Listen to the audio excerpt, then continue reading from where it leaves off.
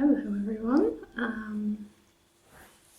Today I thought I'd do it's not a role play, a bit of a show and tell video with these fabrics that I just received. I am a bit of a quilter. I've been sewing since I was, I think, 4 or 5, and yeah, especially over the last 10 years or so, I've definitely started to enjoy quilting a lot as well. And yeah, I do use it as one form of creative expression. I don't have one medium. If you notice from my painting roleplay, those are my paintings. I do piano as well, which I also write a little bit of music. I haven't written anything much lately, but and then I do also write as well, so I have a bit of a problem choosing one thing and sticking with it. But I also don't see that as a bad thing. But yeah, right now I am working, well, assembling and designing a quilt, and going to be working on a quilt. And it's a very special quilt to me. Let's see, so I am American. I've lived in Australia for about 4 years. I moved down here because I married an Australian, but the first thing that actually brought me down was about 7 years ago. I met a boy online, and he was in his teens at the time. He was 14, and I was in my 20s. Yeah, he was going through a really rough time, and yeah, he was a bit suicidal and just, yeah, having a very rough time. And so, and I felt, yeah, just developed a bond with him. It became a bit of a mother figure for him. So yeah, I kind of consider him my son, and yeah, he considers me kind of like a second mother. So he plays cricket, which before I knew him, I knew very little about, and I had no interest in at all. I just thought it was a bit of a pretentious British sport. But yeah, when I came to see him in Australia, I came down for about a month, and he told me a lot about some of his cricket matches, and I had no idea what any of it meant. So I wanted to be able to actually watch the sport. So yeah, so I spent about 15 days watching cricket, because cricket matches do go on 4 or 5 days. So yeah, that's when I first started watching test match cricket. And yeah, I fell in love with it. I do really enjoy it now. I'm very into it. And yeah, watch as much of the tests as I can in the Australian summer. And yeah, we watch them throughout the year as well, in different locations if we can. But yeah, so that's how I got into cricket. But yeah, the story of this quilt is a little bit sadder. There was a cricketer who was somebody, he debuted, so his name is Phillip Hughes, and he debuted for Australia, I think when he was about 20, something like that. So he was very young to debut, yeah, and he played, and he was kind of in and out of the side. So I saw him play a bit in, I want to say if it was 2012 or 2013. I don't remember, but yeah, I really enjoyed watching him play, and it became one of my favorite players just off of watching him play then. But he wasn't really playing in the side now. He was kind of working his way back in. And then, right before this summer, it looked like he was going to be recalled into the team, and he was just playing in kind of a domestic match. And he got hit in the head by a cricket ball, and he died a couple days later from it. He never regained consciousness after that. So that was a really rough time for me, actually, especially just to have somebody die doing something like cricket. And you also don't think of cricket as being a very dangerous sport. Like obviously you can break your finger or something like that if you get hit by the ball, but you don't really think about dying playing cricket. So, it was really hard on me. Actually I had a bit of a rough patch after that. And especially just kind of confronting the fact that there is death in the world, and it can come at any time, even doing something that seems pretty innocuous and something that you really love as well. So I had a really rough time with that, and especially it just felt like he went down right before he was gonna come back into the side, and so it was really hard on me. I had a lot of grief and didn't really know what to do with it. But it is kind of, I guess, in my genes to make quilts when grieving. My mom, when both of her parents died, they died at different times, but after each one of them died, she made a quilt as just part of, just being able to get your hands busy doing something. And just kind of as a bit of a memorial to those people as well. So that's what I thought with this quilt. I'm making a quilt that, it's a tribute to Phillip Hughes. And it's also, it's something, because one of the biggest things was he had such talent that you knew he was going to come back into the side. He's been working so hard, and he had the talent to be there.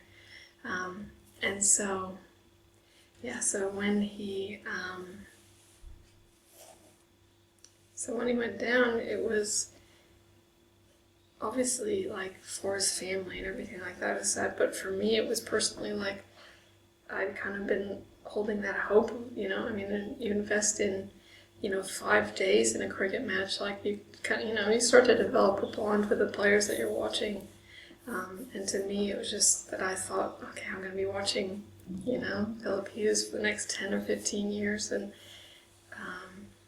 to have that taken away, it was really hard. But so I wanted to make this quilt that I'm making, basically as something for me to have to bring out while I'm watching the cricket, so that I can just kind of in my mind have Phillip Hughes still be there just through this quilt, I guess. So the design for the quilt, I'm going to do one panel will be kind of a close-up of his face. Another one will be him playing a cricket shot. One will be, there was a tribute done when he died. Just started on Twitter. Somebody just said, put out your bats. And people all around the country, all around the world, put their cricket bats out on the front porch or at the gate or something like that to show, this is something that's affected them. And that was something, that we took part in. it was a couple days just every day I'd come home and see the bat and I'd just cry, just thinking that Phillip Hughes had died. And yeah, that was a bit of a rough time for me. Very confronting as far as death goes, just with the things that have changed in my life as well. But yeah, so that was, and that'll be one panel, will be kind of, the memorial to the Put Out Your Best. And then the last panel, which will be, it's kind of a 4-panel thing. So this will be the shot, this will be the Put Out Your Bat, that'll be the portrait, and then right here is going to be an Angus cattle paddock. So Phil Hughes, that was something that he loved. He loved his Angus cattle, and it was his plan after he retired from cricket, was he was going to breed cattle, and so he had bought a farm. And yeah, so I wanted to, because it seemed like his two loves in life were cricket and the cattle, so I thought I should bring the cattle to the quilt. Because apparently, when he used to be out in the middle with different players, he'd just be talking about his cattle as well and trying to convince them to get cattle as well. So I just thought, it's something he would have brought to the game, so I wanted to bring it to my quilt. So these are all the lovely fabrics that I have. Obviously I'll need quite a few colors. I am missing 2 colors. I don't know what I did when I ordered my fabrics, but I missed 2 somehow, so I'll have to try and order some more to see if I can get them. And then that color I also think it's a little too dark, so we might try and get a little bit lighter color on that. So I'll just start off showing you these fabrics. So this is, I'm trying to get it. So this is a hand-painted fabric. It goes obviously from light over to dark, and then dark to even darker. So this, probably starting from about here, up at the top, is going to be the wood grain for the bat, for the Put Out Your Bats tribute. This is it is a Hoffman poly fabric. It's not batik, obviously, but it is hand painted, and it's just gorgeous. Such rich, vibrant colors. It's gorgeous. I'm really excited for the bat to be made out of this. When I found that fabric, I was just like, that will be perfect. And so it will be. Okay, so there. So the next is this. So all of these, except this next one, this one over here, all of these are Hoffman Bali Batik watercolors. They are made in Bali, and they are hand dyed, and they are just this beautiful, beautiful coloring, and they just have this nice modeling. That's M-O-T-T-L-E, model, not modeling, which just means basically that it's not an even color fabric. It has these little darker and lighter patches. So you can see it's got a nice little bit of texture. So it makes it very nice. So this is the Montego. This will be the sky in the Angus paddock frame. Next is, so this is the one that is not a Hoffman. This one is a, this is a Timeless Treasures, Java Basic Blender Silver. So yeah, it's a little darker than I thought it would be from the photo, so I may have to find a little bit lighter fabric, because this is supposed to be like the highlights on his whites, and it's probably a little too dark to be a white. So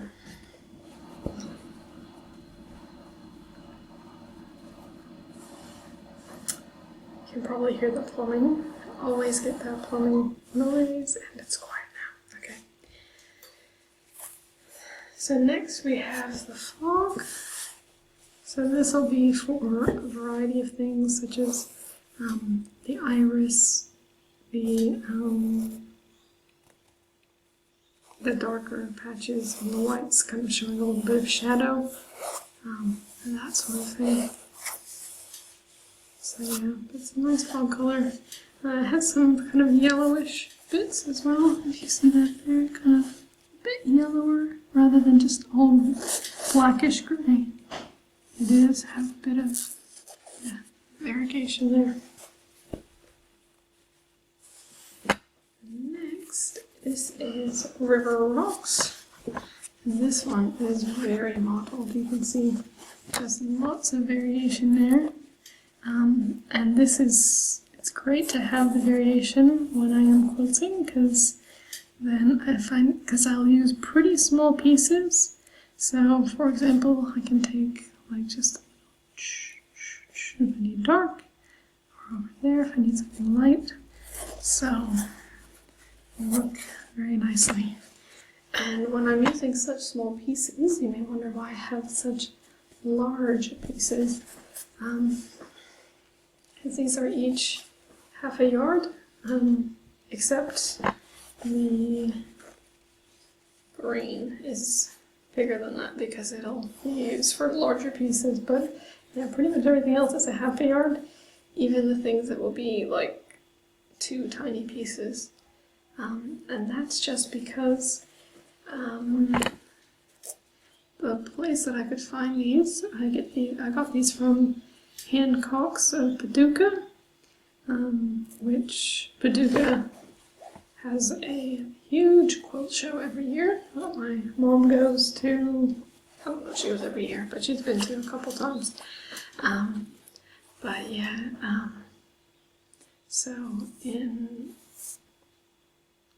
the fabrics there were just basically the cheapest, and that was their lowest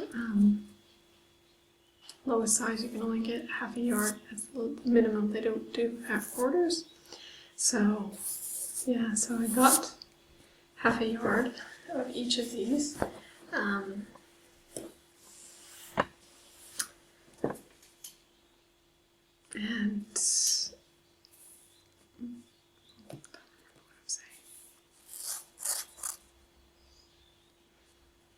oh yeah, I was looking at another shop which did fat 8s, which would be obviously a quarter of what these are. So obviously a lot closer to what I actually need. But they had a stipulation that on the shipping it would be, if it's going to be more for the international, you just have to cover whatever the difference is from our estimate. And I was like, I don't want to pay $1,000 more if it ends up being more. So yeah, because they couldn't give me an accurate quote, I just went with Hancock of Paducah because they could just tell me a flat rate. And I was like, well, they end up being cheaper. Anyway, kind of got off topic there.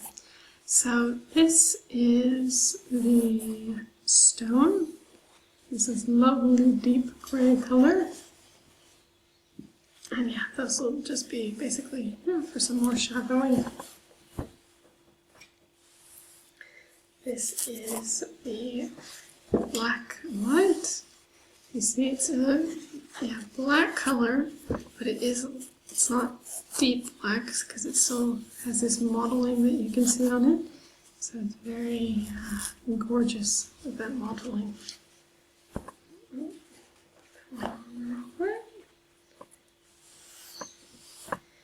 And then this is the Raven black, so that's just absolute black. So, and obviously that'll just be for the black areas. And next we have, this color is Pesto, and you can see why it does have a very kind of pesto look. So yeah, it's very nice. This is going to be kind of the distant tree line in the Angus paddock. So you can see, yeah, just a bit lighter, it'll just kind of be that background, not really a lot of focus on it, but still such a gorgeous fabric. That'll go up against the Montego for the sky. Next is the Gecko. This is one where, yeah, basically the amount of fabric I use will be probably about the size of about that much. Right there. Just so, yeah. But I only paid $4.50 for the whole piece, so I'll have some leftovers to do something fun with. I've had a few projects around the house that I wanted to do, but I haven't wanted to buy fabric for. So I'll definitely use some of the leftovers of this fabric to do some fun things, because I'm going to have a lot of leftover. This is the Rainforest color. We're not getting too much in shadow. It is getting a bit dark outside, but it's staying light pretty late. I'm hoping we'll keep natural light, and then I'll have to turn the light on. Yeah, this is the Rainforest color. So part of, with Australian cricket, each player who plays for the Australian team gets their own individual baggy green. And what that is, it's a green cap with the Australian coat of arms on the front, which has an emu and a kangaroo. Fun fact, neither of those animals can go backwards. So that's kind of a bit of a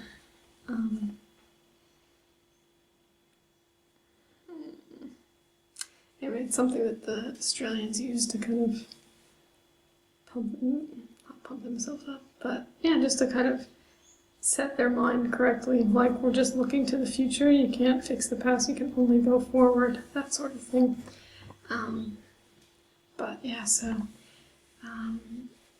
yeah, the baggy green is, yeah, it's very revered, and it's something that's very special. So yeah, so Phillip Hughes, he got baggy green number 408. So his baggy green number will definitely appear somewhere on the quilt. But yeah, so this will be some of the highlights on that. We'll see a little bit darker color a little bit later. That'll probably be the main body of the baggy green. Because in his little portrait that I'm doing, yeah, he'll be wearing the baggy green. So this is the Kelly color. This is the one that I actually have a yard of. And that's because it's going to be on the grass for the Angus paddock. It's the background for his portrait because it's him sitting down against the grass, and then will also be for his shot because his shot's taken in the middle of the cricket ground, so there'll be a lot. Actually, I just remembered one other color I missed. I missed the dune as well, which is the color for the pitch. Just remembering I have to order that. But yeah, so that's the Kelly. This is the spinach color. And this just has really, I love these colors that are just a lot of variation. You just get so much. They're just, yeah, really nice. But yeah, so this will be for some trees in the paddock one.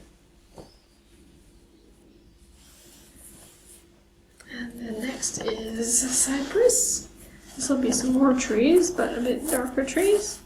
And this fabric is just gorgeous. I love this fabric. You can just see it just has, just love this color. It's just so rich and deep. And it just has these different colors and it is beautiful. Just hoping it won't be too pretty to take away from everything else in the quilt. I'm sure it'll be fine, but it really is gorgeous. Love that fabric.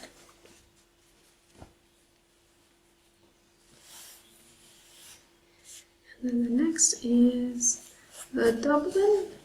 And the Dublin, it'll be either this one or the next one. I'm kind of still tossing up. Will be the main color for the baggy green. Just have to decide what shade I think is a bit better. But yeah, so this is Dublin. So yeah, it's a nice color.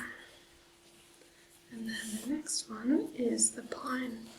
So this is the other option we have for the baggy green.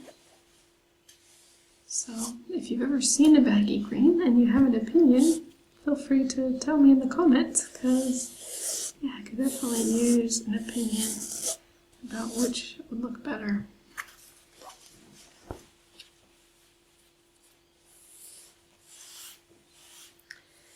So that finishes off the greens, and now we're getting into more of the reds and the gem tones. These are kind of, yeah, I kind of have it divided off into a reddish section and then kind of your brownish brown tones. So yeah, these are getting into basically the body areas. So I'll tell you obviously what they're all for. I've been doing that for all the others. So, but this is gossamer.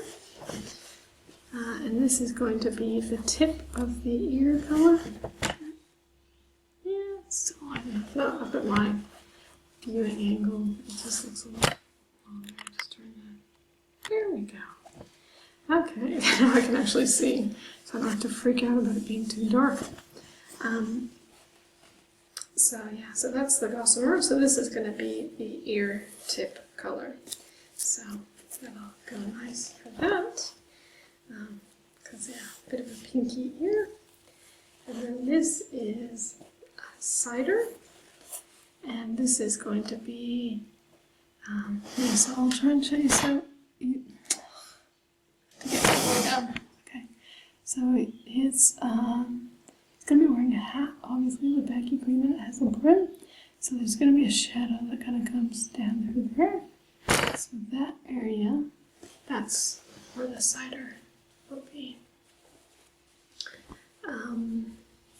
Yeah, so it'll work well for that. Put it up on my camera too. Okay, there we go. And then this is the cedar, which is for, it's something like that as well. But yeah. But yeah, so what's good about these fabrics, they are 100% cotton, and they are just very high quality. If you've ever bought fabrics at Walmart or somewhere like that, which I definitely have, yeah, they don't tend to be the highest quality. They don't feel so nice in the hand, but these, like, I wish I could let you feel them. They just feel really nice, and obviously they just take on the dyes very well, and they are just gorgeous. These are all hand dyed, so in Bali. It's funny that I have to order them from America when Bali is right around the corner, but that's how it goes. I'm hoping I can find a place to order the 3 colors that I do need within Australia. But yeah, because yeah, Hancock's at Paducah, and then that other one I found, they were part of the only places that have the full range, because there's hundreds of colors for the watercolors, which doesn't, I mean, probably wouldn't surprise you when I've bought barely a fraction of them, and I have all this fabric. But yeah, so, and then this is the rattan fabric, and I'm really excited about the rattan. This is going to be,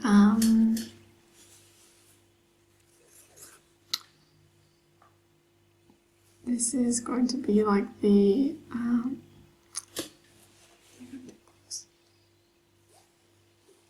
shadow, kind of the darker portions of the face, and then let's see if I can get it to. So, and then like these areas will show like the stubble. I think it's because it's getting low light.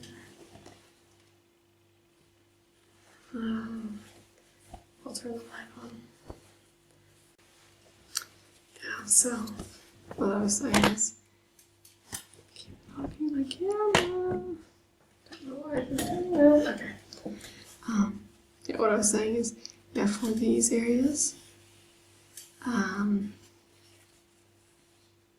it'll be kind of like the stubble on his chin. So yeah, I think that'll come off really nicely.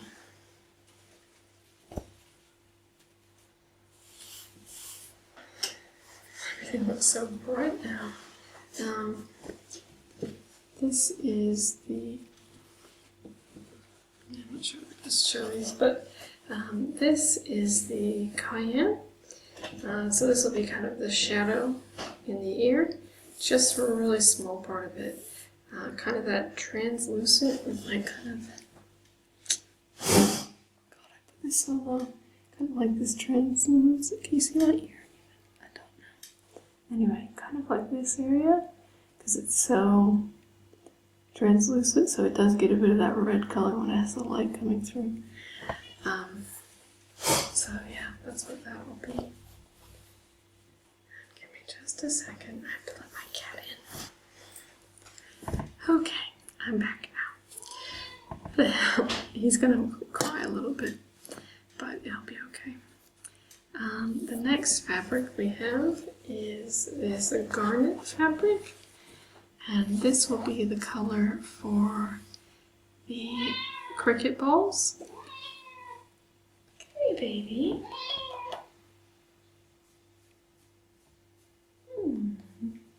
It's okay, baby.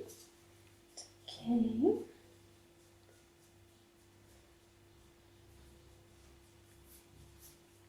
Sorry, I'm just giving my cat a little bit of a scratch so he doesn't feel neglected.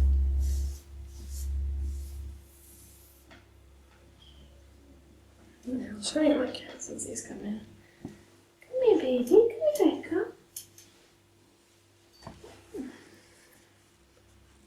There he is. Beautiful black cat.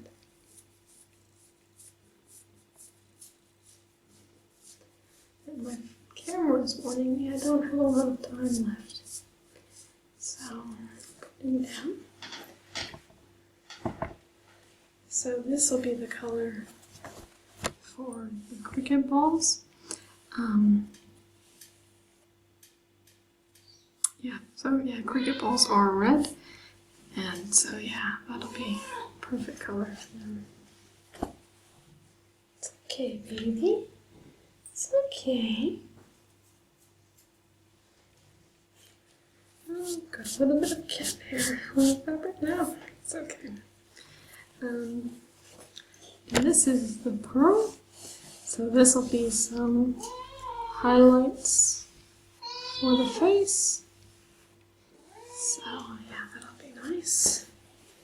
And then this is latte, which will just be yeah, a couple other highlights for the face. Also be in the skin for his cricket shot panel. Next is Tutti Frutti. This is going to be the color for his bat in the shot. So yeah, hopefully it'll look grainy enough. It's not quite the same as the other one I have, but yeah, it's a much more zoomed out, so you don't want it to be too overpowering.